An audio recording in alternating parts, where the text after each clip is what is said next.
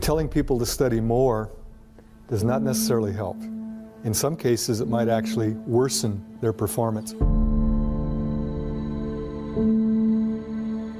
Taking notes, so vital.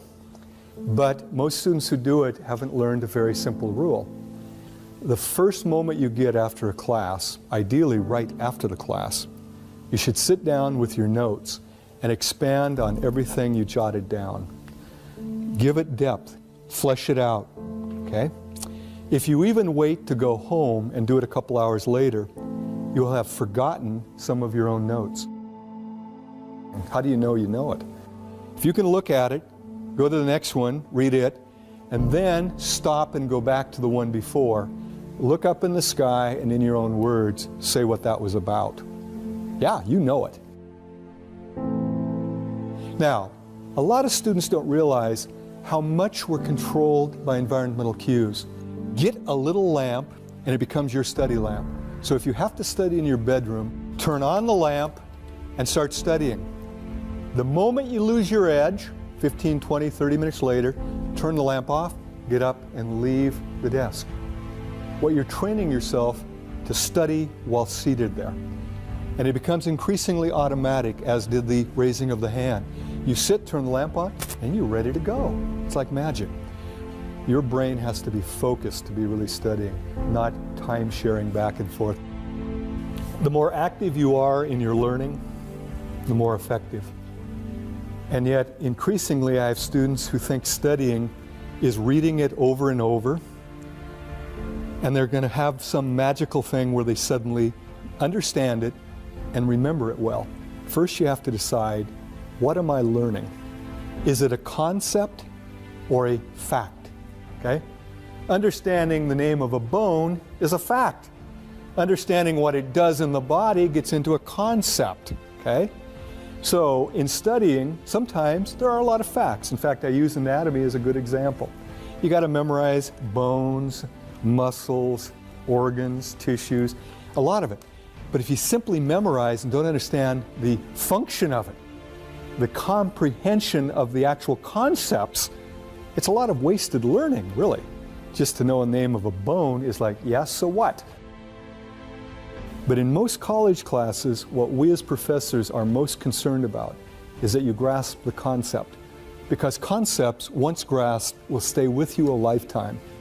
Can you put the concept in your own words? If you can't, you don't really understand it. Okay?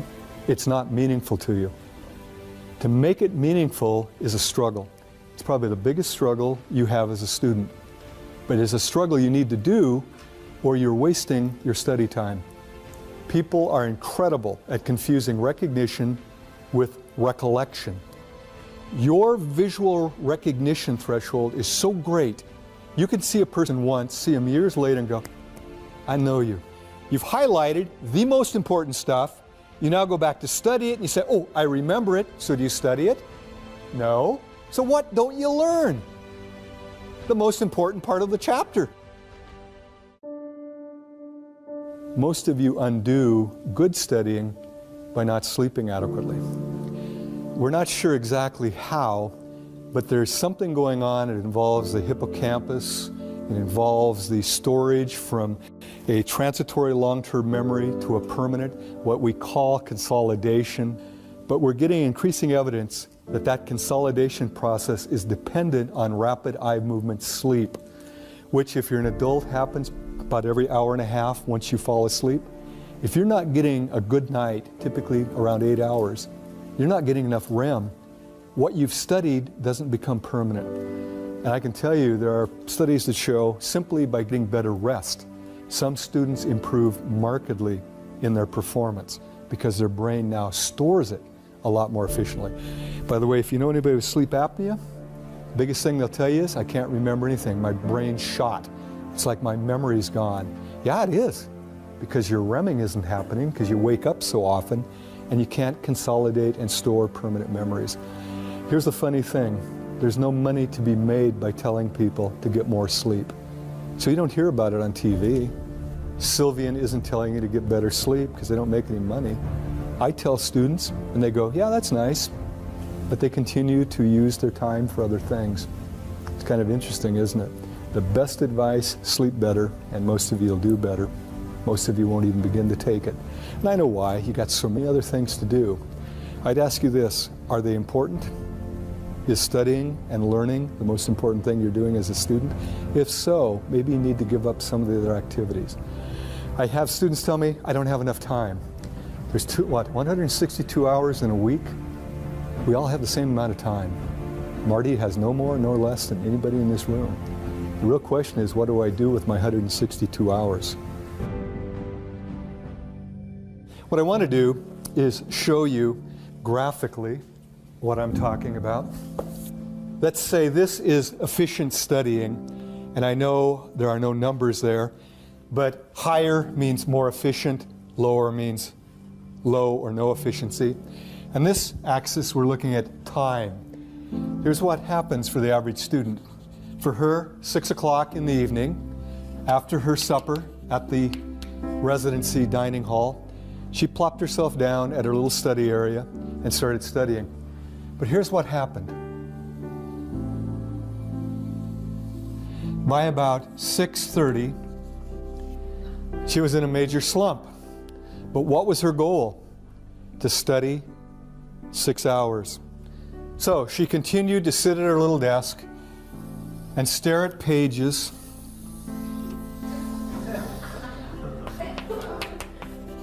until midnight. She was at her desk 6 hours. How long did she actually study? About 20, 30 minutes. Now, there's a simple concept in psychology that all of you are aware of. Things that are reinforced, we tend to do more of. Things that are punished or ignored, we tend to do less of. You know, we operate by those principles to a large degree.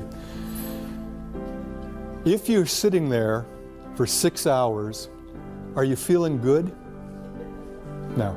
Once you get here, you're looking at your book going, I hate geography, I hate literature, I hate psychology, all the things we're trying to get you to fall in love with, you're hating it. And so her actual good studying was followed by 5.5 hours of pain and misery. I would bet you, I don't know for a fact, that as the quarter progressed, she sat down and finally she was done before she even started.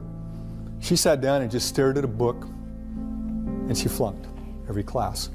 The moment you start to slide, you're shoveling against the tide. What you need to do is what? Take a break. And here's what's cool about it. You can study for a half hour. It doesn't take a half-hour break to recharge your batteries. For most people, about 5 minutes. And this is where you go away, do something fun for 5 minutes, and actually say, this is my treat for having studied for 30 minutes effectively. Go back, and here's what happens. Your efficiency is nearly 100%. Study a half hour, take a break. Study a half hour, study a half hour. Now, had she done that, over a course of 6 hours, she would have got about 5.5 hours of serious studying and about a half hour of total break time. SQ3R. Survey, that's the S. Question, that's the Q. Then you have 3 R's. Read, recite, review. So, how do you do the survey? These are not novels. In a novel, you wouldn't want to read the last page, would you? Find out who done it, it'd ruin the whole thing. But this is a textbook. So what you do is you actually go through the entire chapter. You look at pictures. Okay? What's this about apples? What's this about a duck-billed platypus? Okay. And what you're doing is you survey, you ask questions. It only takes a couple of minutes to survey a chapter in any class. As you're surveying, you simultaneously raise questions. What you're doing then is causing you to be looking for answers. And this is a powerful thing. How many of you have noticed when you're looking through a newspaper for a piece of information, you can find it, it kind of jumps out at you? But if you're just kind of reading it haphazardly, kind of casually, Most of what you read you don't even remember. There's something about it, and I can't explain it, I can only describe it. If you intend to find something, you find it. And I've got a little demonstration I could have brought where I actually show a placard with the words Boston and London printed on them. And I hold it up for 20 seconds. Out of a group this size, maybe 2 or 3 of you'd see Boston and London. Because before I do it, I tell you to look for letters, symbols, and numbers. I create what's called a set. You're now expecting not to see words, but letters. And even though Boston and London are printed on diagonal, most people don't see it. Likewise, if you just kind of go through a book without asking questions first, you kind of skizz over the content. You don't have the search mechanism going, okay? The reading followed by the recitation, I talked about that. Technically, before a test, it should be review. It should be in the barn. Now you're just touching up to make sure you haven't lost anything or confused anything. But I know how this works. Because we schedule tests, most students don't start studying until shortly before an exam. And much like my friend, they put so much time all massed together and only study for about a half hour, pull all-nighters so they don't get the good rest, come in and do poorly. You're undoing yourself.